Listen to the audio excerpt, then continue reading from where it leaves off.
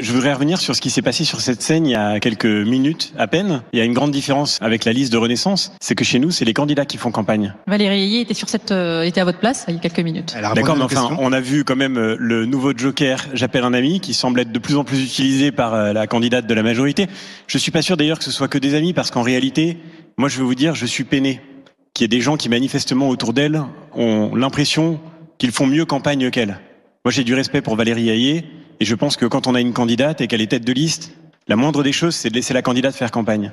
Et j'aimerais bien comprendre comment ça se passe concrètement. Vous avez le Premier ministre qui est dans le couloir, qui dit « j'ai envie de passer à la radio sur le service public, allez hop, j'arrive ». Du coup, il peut s'inviter dans toutes les émissions de la Maison de la Radio en temps réel, comme il veut. Demain, là, il pousse il pousse la porte de France Inter, il va derrière le micro. Comme le président de la République jeudi, il dit « voilà, j'ai envie de parler. Jeudi, 24 heures avant la fin de la campagne officielle, je prends tous les JT. » Toutes les chaînes d'infos continuent. Il la soutient pas de cette manière, vous trouvez? C'est pas une manière de la soutenir? Moi, je suis désolé, mais je trouve qu'il y a une forme de mépris là-dedans.